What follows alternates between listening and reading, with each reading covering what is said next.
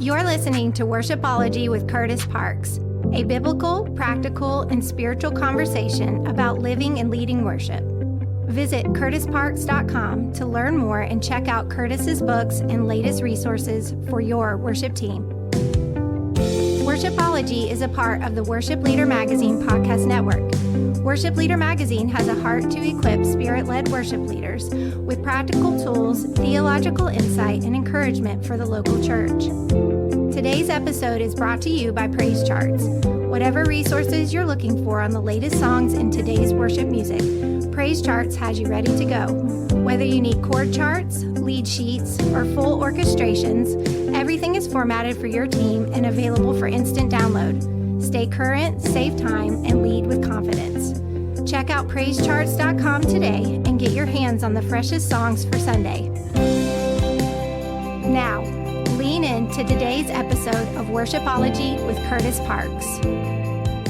Hey, thanks so much for listening to the Worshipology podcast. This is a biblical, practical, spiritual conversation all about living and leading worship, and really pumped about today's conversation. I got to meet Chris Duvall. It was a couple summers ago. Came out and rocked some guitar with our worship camp. And it was a blast. Man, you're amazing. Incredible. Oh, thank you, dude. Talent. He's a producer, guitarist, central music director at Church of the King.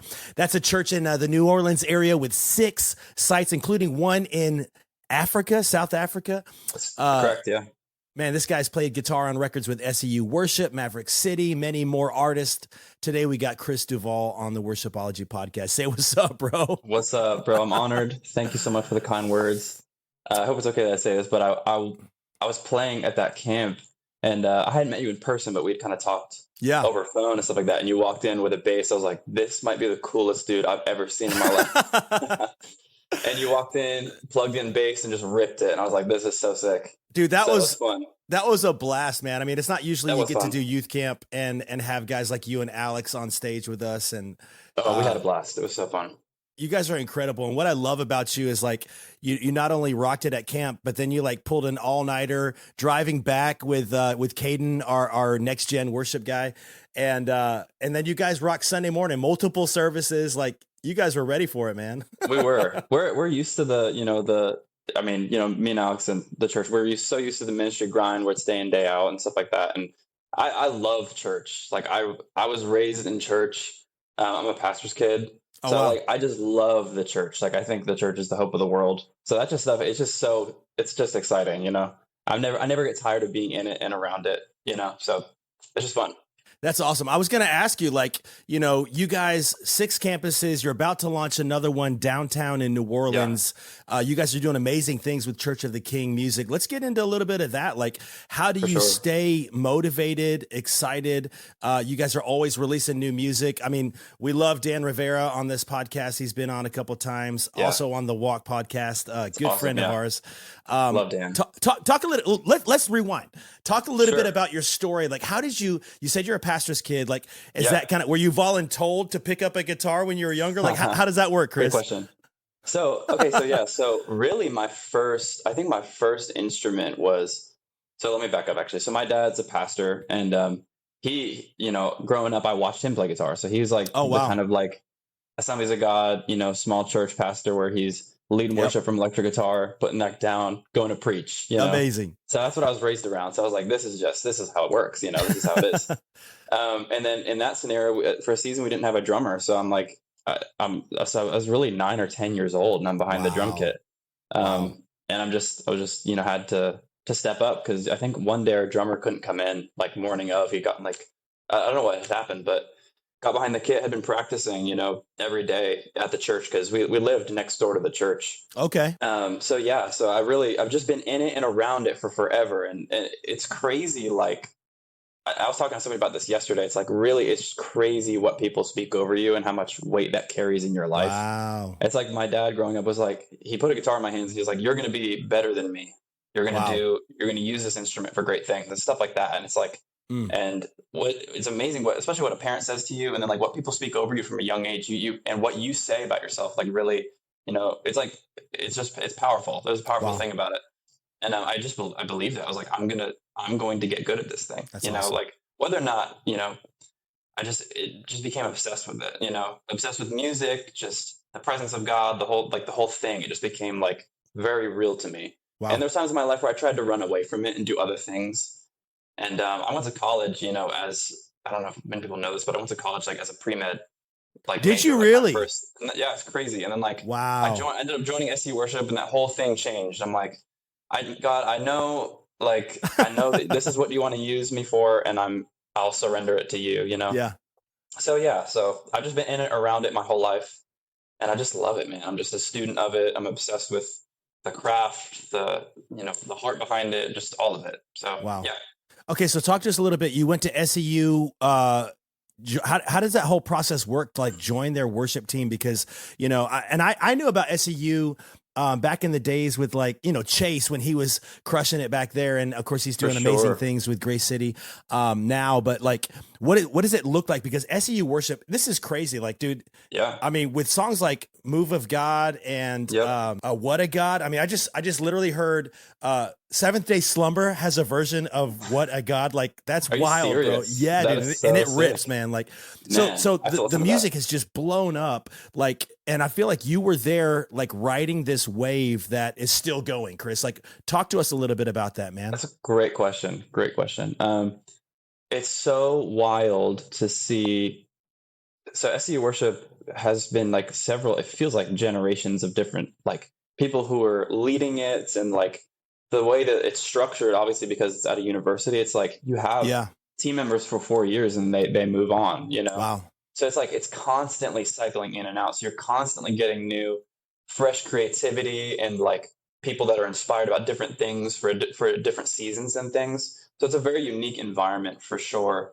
And it was crazy. I think I was playing for the first time we did What a God at SU conference, and it like, wow. I've never seen anything like that in my life. It's just like, it's an incredible song, and it's just like, man. So it's really, really unique experience and time in my life to be a part of that, to be a part of like, the songs that came out of that season.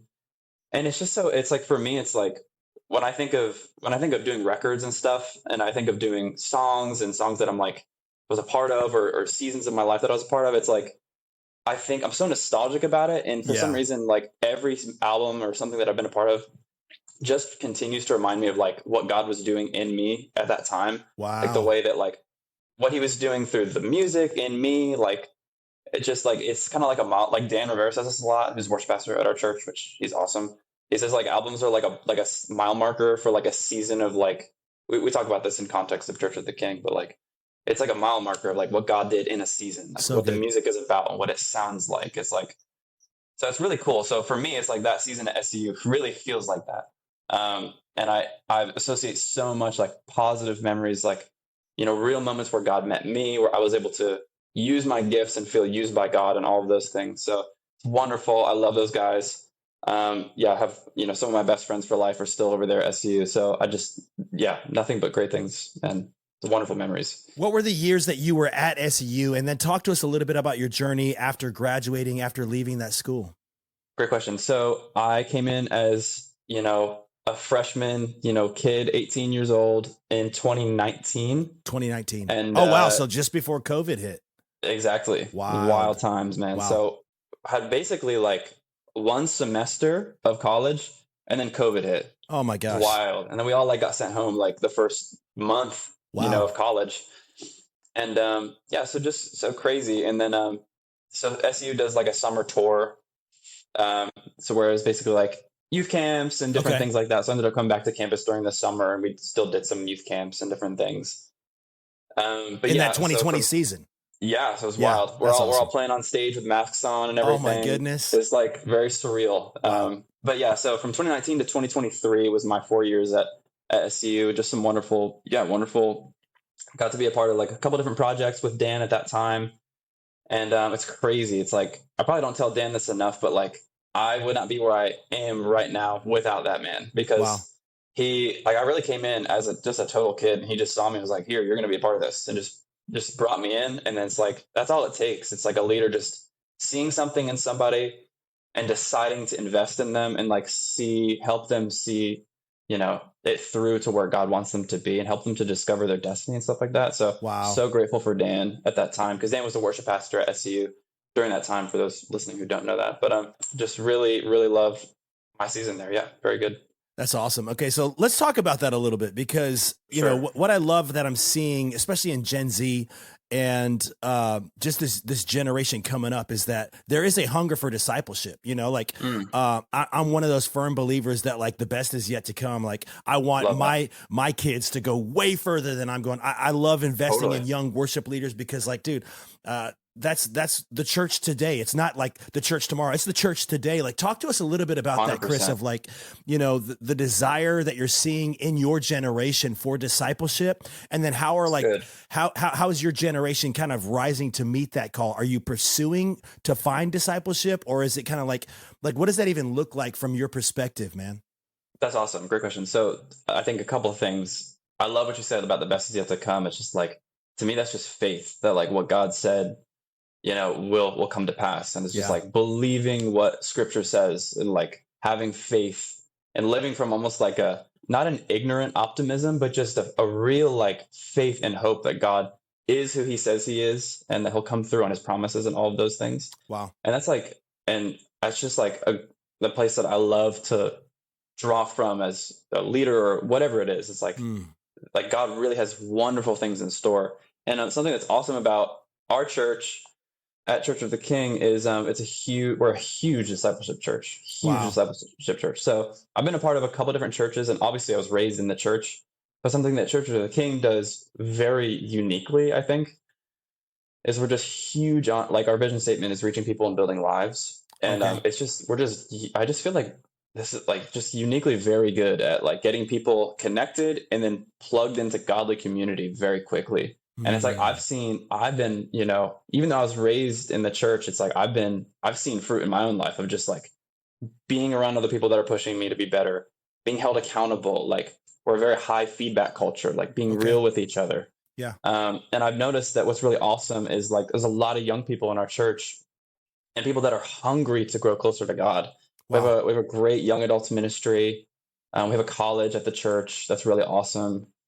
And it's just awesome. It's like, I've never, you know, SU is awesome. And I loved, you know, there's just a real hunger for God and for something real and tangible right now.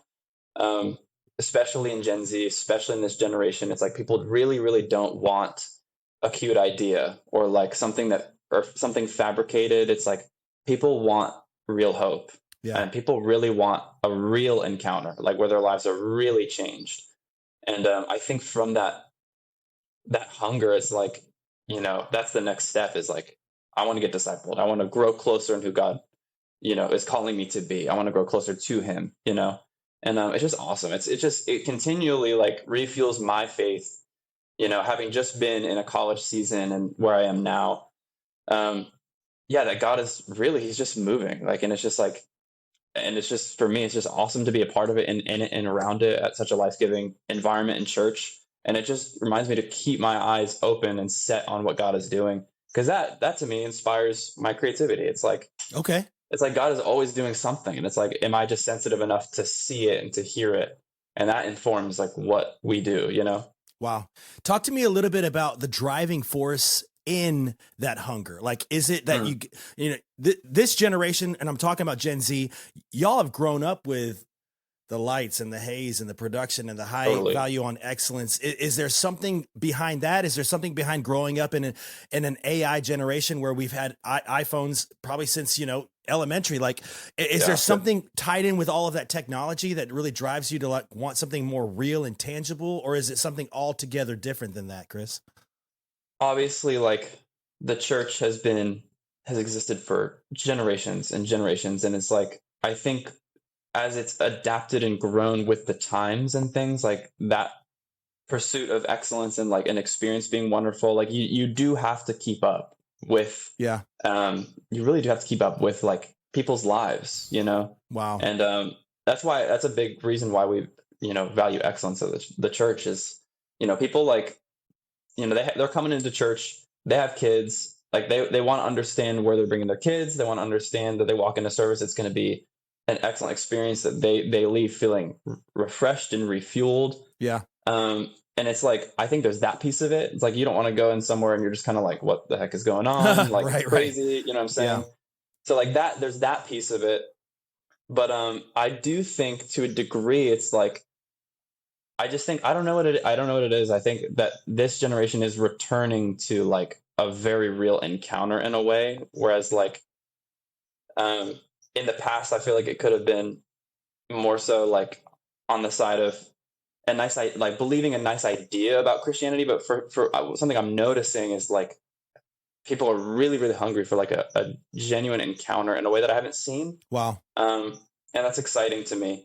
And that can happen and coincide at the same time as this excellence thing. Like, I don't think those two things are separate. Man. I really don't think it's like, having a program service and it being an excellent experience and the Holy Spirit moving are two separate things. Like, I don't believe that, Yeah. and I've been a part of so many like revival services where we're worshiping till 3 a.m. Like, I've been a part of that. Yeah. And I love that stuff. I love that stuff where, the Holy Spirit really moves. But I don't think the two are separate. Like, I really think you can foster a space where people can encounter God, and people know what they're expecting coming in, and they can meet with God, and they can go about their week feeling refreshed and refueled to take on the things that life is throwing at them.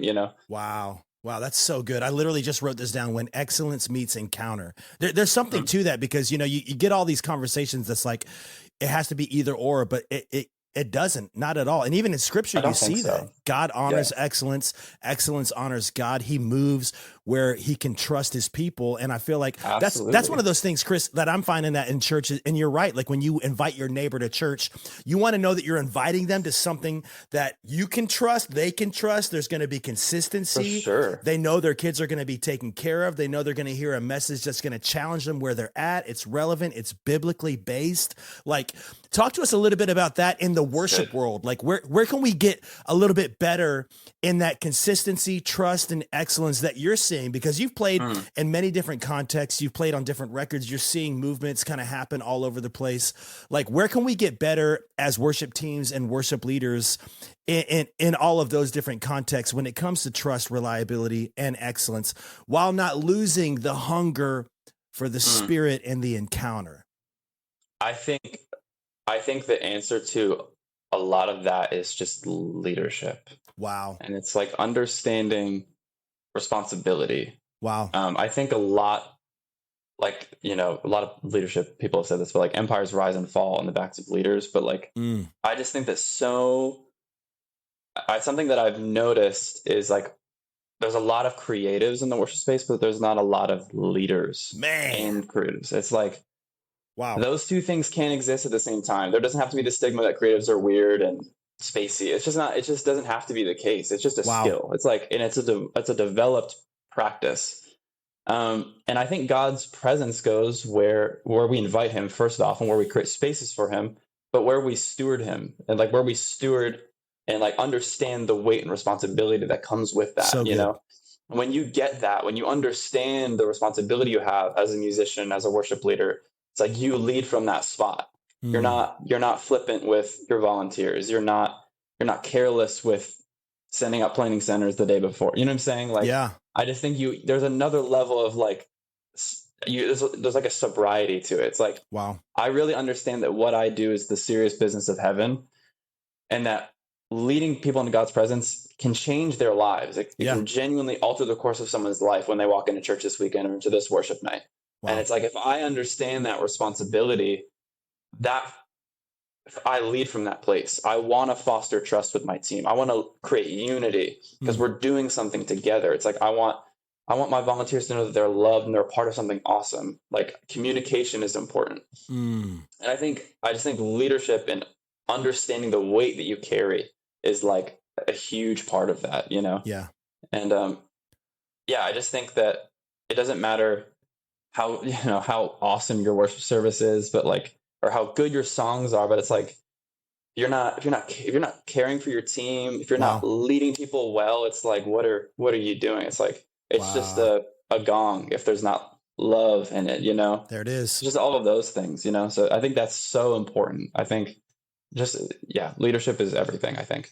Wow, that's massive, man. Let's talk a little bit about you went from SEU worship to Church of the King. I want to talk a little bit about how that happened, but then talk a little bit about the culture. You've mentioned high discipleship. You mentioned high, there's a lot of team and camaraderie, and obviously, like I've gotten to know you and Alex Haywood, one of your worship leaders, and Dan Rivera very well.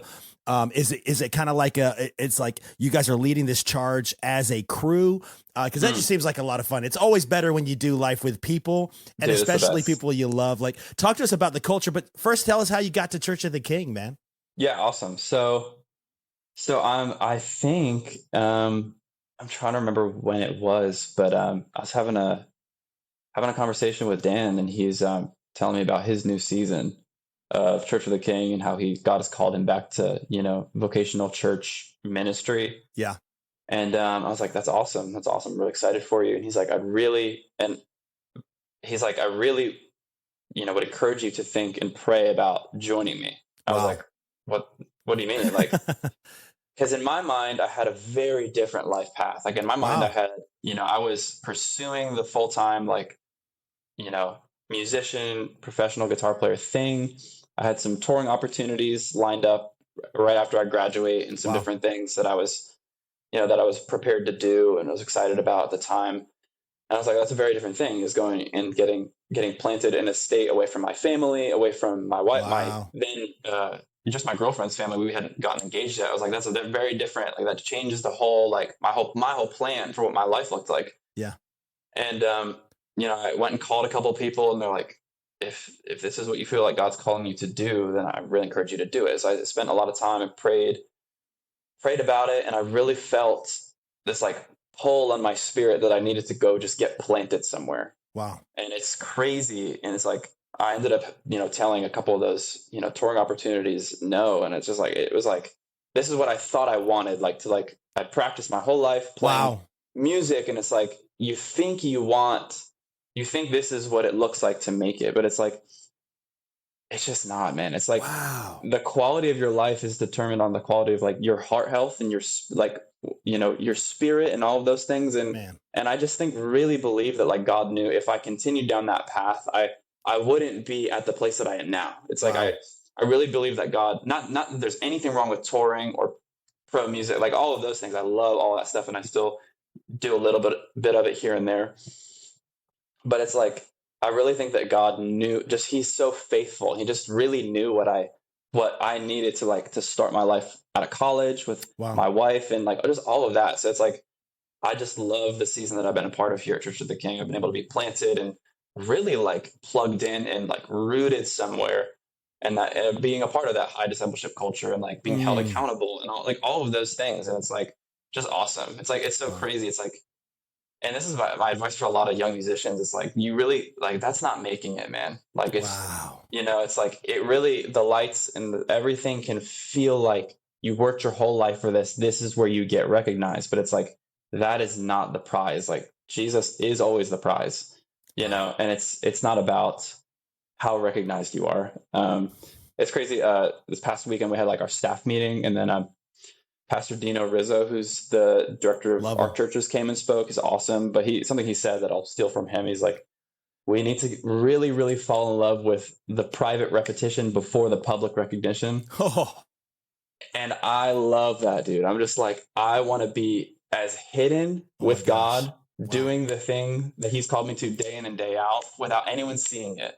It's like, I'm obsessed with that right now. And it's like, I love the guys that are doing the awesome things and playing on the records and posting about it and stuff like that. And I love all of that stuff. I love it. But I'm just like, there's something so, for me in this season, fulfilling about being like just plugged in and like doing the thing he's called me to day in and day out. And it's just awesome. Wow. I think, So God really is so faithful. And, now I'm here at Church of the King. And I think the second part of your question was about like doing it with the team and stuff like that. Man, it's a joy. It really is a joy. And what's so fun is like, being a part of SE Worship with Dan in that season to now is like, it's just crazy. It's like I came in there as a kid, and now we're like working together, now doing music stuff. And it's just a joy. And we have a wonderful team, and Dan is incredible at fostering unity.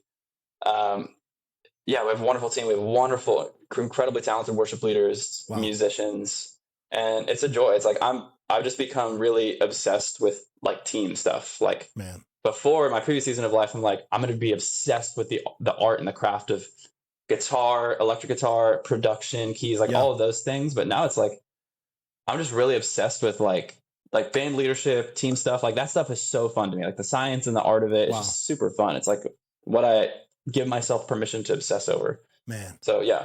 That's so cool. We're going to put a link to Church of the King music in our show notes so you can kind of hear some of the music that Chris is referencing. Let's talk a little bit about that. Like, what is the life of a MD, a central MD in a multi-site church in New Orleans of no other less valued places like that? What a great music town, right? For sure. Such a cool place. Our aunt lives there, and cool. great food. Dude, it's the best. You know, like that's got to be awesome to be able to live in a place like that. But let's talk a little bit about like what is the life of a central MD of a multi-site that's releasing music all the time? What does that look like in the week to week, Chris? For sure. So I think that it probably is different from church to church. So I'm friends with a couple other like central MDs or like people who kind of hold a similar role or responsibility at a couple other churches. And it's a similar framework, but I think it's really different, like because of everyone's giftings are different. And what's cool about the church is like, hopefully is what's great about a lot of these environments is like, they care about your calling and like helping you find your calling. So it's really been cool is like discovering how my gift sets work best in my context and like what things I'm like maybe not the best at that I can help, I can offload to someone else. So it's like I believe is like a huge part of like having a great and unified team is like understanding your strengths and weaknesses and how you can support and how people can support you on a team. And so you can fill in each other's gaps and then, do what God's called you guys to do together.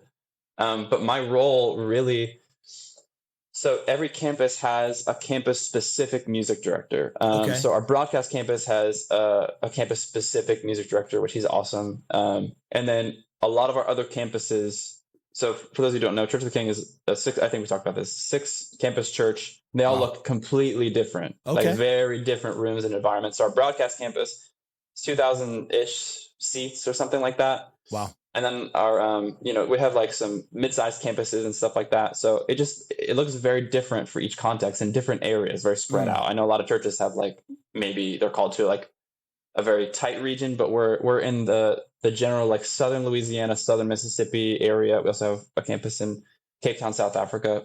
So cool. So every campus has its own MD. And then kind of what I do as a central music director is basically to just help equip and support those campuses as best as possible. Wow. So part of my role is like creating all the arrangements for all the music that we do, creating resources for teams to learn the music, casting general vision for creativity and for what things look like, and stuff like that. So I'll music direct on the weekends at our broadcast campus. And then when I'm not there, I'll go to campuses and stuff like that. And our Little Creek, which is our broadcast campus, music director will handle it. And I'll MD these other environments. We have young adults and stuff like that. So that's my like week to week responsibility. So it's a lot of arrangements. It's a lot of audio content, stuff like that. And then as well as that, I produce for the church as well. So it's a lot of demos. It's a lot of writing days. It's a lot of stuff like that. So that's the stuff that I really, really love right now. And I'm in the process of we're producing a kids album and love it. I hope it's okay that I'm saying all this. We haven't missed a lot of it. Sneak peek. But just a couple of different things that are in the works. So that's just really exciting. We have another song coming out in a couple of weeks. So stuff like that. So it's awesome. And our church calendar, there's just always events and opportunities to just reach people through worship. And it's just there's always something happening. So there's our yearly calendar that I'm always on. It's just, there's always something going on. So that's kind of a general overview of what my role looks like. Yeah, let's lean in a little bit to, master guitar player. I would call you like one of the greatest sculpting at tones right now. Like you're like my first phone call. Whenever we're doing something, I'm like, let me hit up Chris. Like he's got great tones. He's got great ideas. Talk to us a little bit. Talk to the guitarists that are listening. And this goes for really any musicians, but specifically with guitarists, like when it comes to how you're shaping your craft and like getting the tones and practicing and coming up with parts, like what is your approach generally practically to all of that? Like when you maybe hear a demo of a song that you guys are working on, what's your I guess method and your steps to like going from like, okay, I'm hearing the song, here's some ideas, to like, okay, now it's on a record. Yeah, it's a great question. So I know everyone has a different process, but for me, I really believe that God's gifted everyone with a unique voice on their instrument, the same way that He's gifted each of us with like our talking and singing, speaking voice. Yeah, all sounds unique. I really believe that like there's a level of that can be unlocked on your instrument. I really believe that. And this is no shade to anyone doing this, but I get on social media and I see a lot of people reposting the same covers of the same music, copying the tone exactly. Wow. And I love that because that's an awesome on-ramp to being a part of the church and playing. You show up, you play the parts. It's awesome. You're creating worship experiences together. But my encouragement for musicians is generally like, just take it a step further. I would really love to see people like take a little more risk within understanding the weight you carry. But I don't think I've played the same song the same way ever. Wow. You know what I'm saying? Just because like I really believe like every time I get on stage, the Lord's doing something new. So it's like, how am I going to meet Him there with what I'm playing? Wow. And I think it's very important because I feel like I get bored playing the same things the same way every time. Yeah. But but going back to the question, it's like, when I sit down and I'm crafting guitar tone or whatever, it's like there's a sound in my head and I feel like a lot of people experience this. It's like there's a sound in my head that I'm just trying to make all of this gear get there. Wow. And it's like, for me, it's like gear and stuff like that is just the tools to get to that spot. That's cool. And it's always like I don't think I'm very incredibly good or the best at any of this. I just think I'm just incredibly curious about all of it. I'm just like, wow. I just continually want to try stuff. And just like and it might be little tweaks that no one will hear, but it's like, I use this, I talk about this a lot, but it's like Michelangelo, when he was painting, the ceiling, I think it's at the Sistine Chapel, I think is what it is. Yep. But there's like, he'll paint like, these beautiful murals like back where no one will see it, and it's like, and someone asked him about it and he's like, well, God will see. And it's like, for me, it's like those details that no one will know, or those layers in a song that no one will hear, but they'll feel. It's like, God sees that. Like that's for what I just love the process. I'm obsessed with the process of things, I think is what I'm getting at. It's like people can be really obsessed with like, oh, dude, the album or like the final product or whatever this is. But it's like, I love all of that stuff, but like, man, what did you learn in the process? Like, what did God do in you? How did you become better? How did what did you discover in the process? Like, what sounds did you create that blew your mind? Wow. And I just love that. I think I'm just like obsessed with the process. And I think like I said about the private repetition thing, it's like, I just spent so many years as a kid alone in my room, just working out the process. Wow. And I think my encouragement is like, just get really obsessed with the process, man. Like don't, place a lot of value on the stage or the albums and like, and all of those things. I love all those things because I do all those things, just to clarify. But I just don't think you get there without really falling in love with like the science and the art and the process. And like, yeah, man, it's just, that's what I love. It's like this pedal or this hardware synth or like just like getting obsessed with it is so it's like it's so rewarding, and just the discovery, that's what is like for me always motivating. It's like what new thing can I discover, what new sound can I make that I've never heard before. Wow, that's so cool. I love that. And it's so true. As somebody who's also, produced a bunch of records, and I'm working on 3 right now with just different, there's a country band and there's a worship team. And then there's a singer-songwriter out of Nashville. And it's like, I remember with so Jay Billington, he's been on this podcast and he's a singer-songwriter we're working with. And he said something about doing a record, and he never even released the record because he was like, I just never found the right time, didn't know the marketing stuff. But he was like, for me, it was all about the nights in the studio, the pizza, the conversations shared between hitting the record button and stop. And like, he was like, the process for me was the beauty. He's like, and sure. so he's like, maybe I'll release it someday, but I don't need to. But like thinking about it in that context of like, we're so product driven that we forget the process is really where God does some of his best work in us. So and good, man. I mean, there's just so much maturity in your voice, and there's so much like incredible nuggets that you've been dropping throughout this whole thing. Thank you, bro. I mean, what talk to us a little bit about maybe a story from a project that you worked on where it was like one of those life altering, like God moving in you, changing the trajectory of your life, whether it was a song or a moment in a studio that you had, because those happen a lot. And I don't think people see those behind the scenes, Chris. They really do, man. Yeah, it's like we were saying, it's like people really see the end product on social media, but it's like, man, like there's so much to the process, and there's so much that happens. Yeah. And I think to be honest, man, like I really could think of, I could find something to be grateful to God for in any project I've ever done. It's like, a big one was like some of the early SCU projects where I'm like really cutting my teeth on a lot of this stuff that kind of sprouted a lot of the other opportunities that I've gotten. And, there's like, yeah, man, it's like some of those early SU albums, like the Heart Cry record was awesome. Where Money, Morning Faith was on. So good. It's like, just like, man, like this is really unique and really special.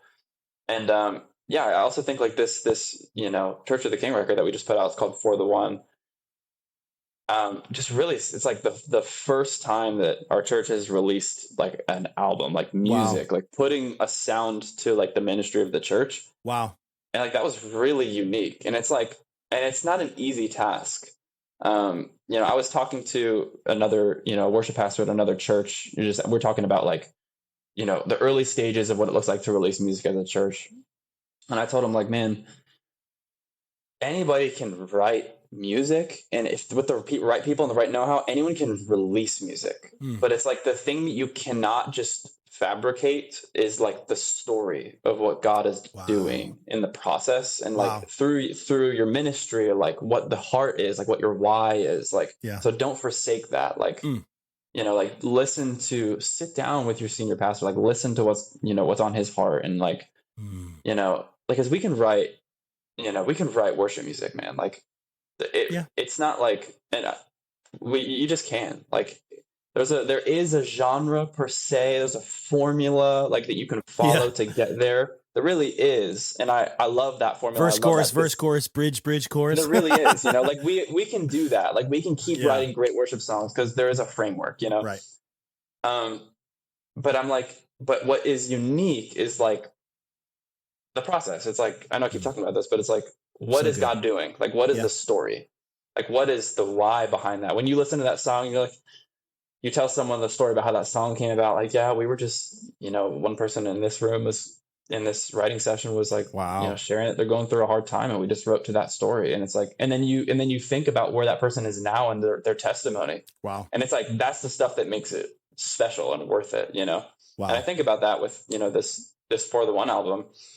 And man, it's just like, it was special. It was like the first one, there's a wrestling to like, what do we sound like and stuff like that. We really took some real risks, I think, stylistically. Wow. On this album. Obviously it's kind of like your first thing. So it's like, what do we sound like? There's definitely a sound, I think, but there's like, we took some risks, man. Like we're just a little creative and stuff like that. Something that's cool is like, I mean, well, yeah, I don't want to give away too many secrets, I guess, but like there's like a specific, we were like, Dan and I and Justin, the guy who produced it, we're like, we want to just like have like this like organic sound that is on every song. So there's this like kind of textural element that's in every song that you don't really hear, but it's in every single song. And it's like, it kind of ties everything together sonically. You may not hear it, but you feel it. It's just like those little things. It's that's like, really God will see. It's like, that was for us, Wow. So yeah. That.